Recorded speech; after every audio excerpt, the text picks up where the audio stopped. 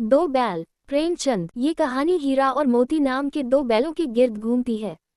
दोनों बैल अपने मालिक से अलग होने के बाद बहुत सारी समस्याओं का सामना करते हैं, लेकिन कभी एक दूसरे का साथ नहीं छोड़ते और आखिरकार वापस अपने पुराने मालिक के पास ही चले आते हैं। जानवरों में गधा सबसे बेवकूफ़ समझा जाता है। जब हम किसी शख्स को परले दर्जे का अहमक कहना चाहते हैं तो उसे गधा कहते हैं। गधा वाकई बेवकूफ़ है, या उसकी सादा लोही और इंतहा दर्जा की कुव्वत-ए बर्दाश्त ने उसे ये खिताब दिलवाया है, इसका तस्फिया नहीं हो सकता। गाय शरीफ जानवर है, मगर सींग मारती है। कुत्ता भी गरीब जानवर है, लेकिन कभी कभी उसे गुस्सा भी आ जाता है। मगर गधे को कभी गुस्सा नहीं आता, जितना जी चाहे मार लो। चाहे जैसी खराब सड़ी हुई घास सामने डाल दो, उसके चेहरे पर नाराजगी के आसार कभी नजर न आएंगे। अप्रैल में शायद कभी कुलेल कर लेता हो, पर हमने उसे कभी खुश होते नहीं देखा। उसके चेहरे पर एक मुस्तकिल मायूसी छाई रहती है, सुख दुख नफा नुकसान से कभी उसे शाद होते नहीं देखा। ऋषि मुनियों की जिस कदर खूबियां हैं, सब उसमें बदरजा तुम मौजूद है, लेकिन आदमी उसे बेवकूफ़ कहता है। आला खसलतों की ऐसी तौहीन हमने और कहीं नहीं देखी। मुमकिन है दुनिया में सीधेपन के लिए जगह न हो, लेकिन गधे का एक भाई और भी है जो उससे कुछ कम ही गधा है, और वो है बैल। जिन मानों में हम गधे का लफ्ज़ इस्तेमाल करते हैं, कुछ लोग ऐसे भी हैं जो बैल को बेवकूफ़ों का सरदार कहने को तैयार हैं। मगर हमारा ख्याल ऐसा नहीं। बैल कभी कभी मारता है, कभी कभी रियल बैल भी देखने में आते हैं, और कभी कई तरीकों से वो अपनी नापसंदीदगी और नाराज़गी का इजहार कर देता है, लिहाजा उसका दर्जा गधे से नीचे है। झूरी काछी के पास दो बैल थे, एक का नाम था हीरा और दूसरे का मोती।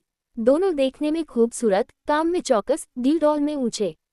बहुत दिनों से एक साथ रहते रहते दोनों में मोहब्बत हो गई थी। जिस वक्त ये दोनों बैल हल या गाड़ी में जुते जाते और गर्दनें हिला हिला कर चलते, तो हर एक की यही कोशिश होती कि ज्यादा बोझ मेरी ही गर्दन पर रहे। एक साथ नांद में मुंह डालते, एक मुंह हटा लेता तो दूसरा भी हटा लेता और एक साथ ही बैठते। एक मर्तबा झूरी ने दोनों बैल चंद दिनों के लिए अपनी ससुराल भेजे। बैलों को क्या मालूम वो क्यों भेजे जा रहे हैं। समझे मालिक ने हमें बेच दिया। अगर उन बेज़बानों की ज़बान होती तो झूरी से पूछते, तुमने हम गरीबों को क्यों निकाल दिया। हमने कभी दाने चारे की शिकायत नहीं की, तुमने जो कुछ खिलाया सर झुका कर खा लिया, फिर तुमने हमें क्यों बेच दिया। किसी वक्त दोनों बैल नए गांव जा पहुंचे। दिन भर के भूखे थे, दोनों का दिल भारी हो रहा था। जिसे उन्होंने अपना घर समझा था वो उनसे छूट गया था।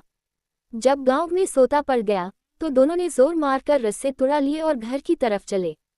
झूरी ने सुबह उठकर देखा तो दोनों बैल चरनी पर खड़े थे। दोनों के घुटनों तक पांव कीचड़ में भरे हुए थे। दोनों की आंखों में मोहब्बत की नाराजगी झलक रही थी।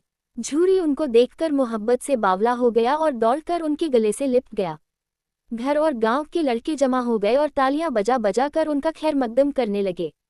कोई अपने घर से रोटियां लाया, कोई गुड़ और कोई भूसी। झूरी की बीवी ने बैलों को दरवाजे पर देखा तो जल उठी, बोली, कैसे नमक हराम बैल हैं। एक दिन भी वहां काम न किया, भाग खड़े हुए। झूरी अपने बैलों पर ये इल्जाम बर्दाश्त न कर सका, बोला, नमक हराम क्यों है, चारा न दिया होगा तो क्या करते। औरत ने तुनक कर कहा, बस तुम ही बैलों को खिलाना जानते हो, और तो सभी पानी पिला पिला कर रखते हैं। दूसरे दिन झूरी का साला, जिसका नाम गया था, झूरी के घर आया और बैलों को दोबारा ले गया। अब के उसने गाड़ी में जोता। शाम को घर पहुंचकर गया ने दोनों को मोटी रस्सियों से बांधा और फिर वही खुश्क भूसा डाल दिया। हीरा और मोती इस बर्ताव के आदी न थे। झूरी उन्हें फूल की छड़ी से भी न मारता था। यह मार पड़ी, उस पर खुश्क भूसा, नान की तरफ आंख भी न उठाई। दूसरे दिन गया ने बैलों को हल में जोता, मगर उन्होंने पाँव न उठाया।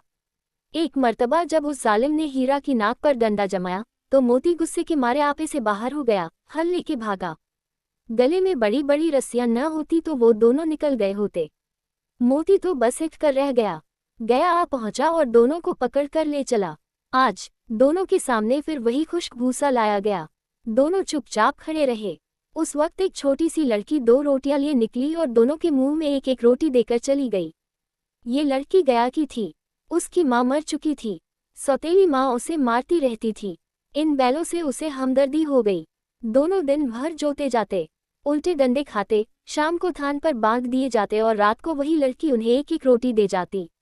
एक बार रात को जब लड़की रोटी देकर चली गई तो दोनों रस्सियां चबाने लगे, लेकिन मोटी रस्सी मुंह में न आती थी। बेचारे जोर लगाकर रह जाते। इतने में घर का दरवाजा खुला और वही लड़की निकली। दोनों सर झुकाकर उसका हाथ चाटने लगे। उसने उनकी पेशानी सहलाए और बोली, खोल देती हूँ, भाग जाओ, नहीं तो ये लोग तुम्हें मार डालेंगे। आज घर में मशवरा हो रहा है कि तुम्हारी नाक में नथ डाल दी जाए। उसने रस्से खोल दिए और फिर खुद ही चिल्लाए, ओ दादा, ओ दादा। दोनों फूफा वाले बैल भागे जा रहे हैं। दौड़ो, दौड़ो। गया घबरा कर बाहर निकला। उसने बैलों का पीछा किया, वो और तेज हो गए। गया ने जब उनको हाथ से निकलते देखा तो गांव के कुछ और आदमियों को साथ लेने के लिए लौटा। फिर क्या था, दोनों बैलों को भागने का मौका मिल गया। सीधे दौड़े चले गए, रास्ते का ख्याल भी न रहा। बहुत दूर निकल गए, तब दोनों एक खेत के किनारे खड़े होकर सोचने लगे कि अब क्या करना चाहिए। दोनों भूख से बेहाल हो रहे थे। खेत में मटर खड़ी थी, चरने लगे। जब पेट भर गया तो दोनों उछलने कूदने लगे। देखते क्या है कि एक मोटा ताज़ा सांड झूमता चला आ रहा है। दोनों दोस्त जान हथेलियों पर लेकर आगे बढ़े। जो ही हीरा झपटा, मोती ने पीछे से हल्ला बोल दिया। सांड उसकी तरफ मुड़ा तो हीरा ने धकेलना शुरू कर दिया। सांड गुस्से से पीछे मुड़ा तो हीरा ने दूसरे पहलू में सींग रख दिए। बेचारा जख्मी होकर भागा। दोनों ने दूर तक तोकुब किया। जब सांड बेदम होकर गिर पड़ा, तब जाकर दोनों ने उसका पीछा छोड़ा। दोनों फतल के नशे में झूमते चले जा रहे थे। फिर मटर के खेत में घुस गए। अभी 2-4 ही मुंह मारे थे कि 2 आदमी लाठी लेकर आ गए और दोनों बैलों को घेर लिया।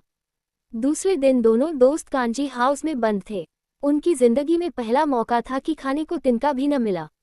वहां कई भैंसें थीं, कई बकरियां, कई घोड़े, कई गधे, मगर चारा किसी के सामने न था। सब जमीन पर मुर्दे की तरह पड़े थे। रात को जब खाना न मिला तो हीरा बोला, मुझे तो मालूम होता है कि जान निकल रही है। मोती ने कहा, इतनी जल्दी हिम्मत न हारो भाई, यहाँ से भागने का कोई तरीका सोचो। बाड़े की दीवार कच्ची थी। हीरा ने अपने नुकीले सींग दीवार में गाड़कर सुराख किया और फिर दौड़ दौड़ कर दीवार से टक्करें मारी। टक्करों की आवाज़ सुनकर कांजी हाउस का चौकीदार लालटेन लेकर निकला।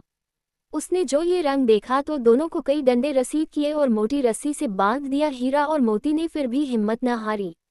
फिर उसी तरह दीवार में सींग लगाकर जोर करने लगे। आखिर दीवार का कुछ हिस्सा गिर गया।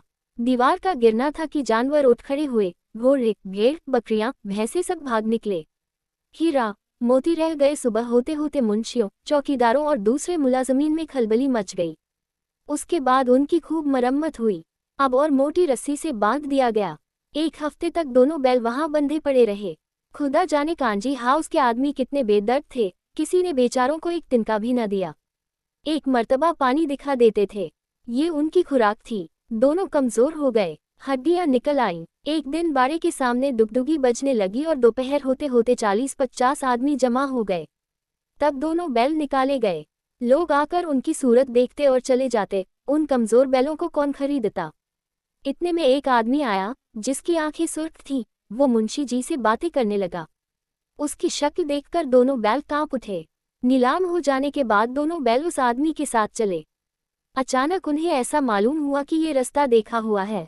हाँ, इधर ही से तो गया उनको अपने गांव ले गया था। वही खेत, वही बाग, वही गांव। अब उनकी रफ्तार तेज होने लगी।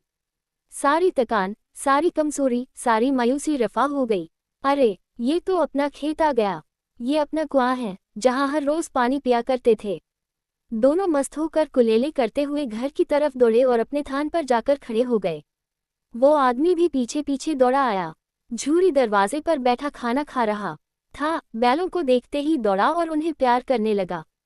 बैलों की आंखों से आंसू बहने लगे।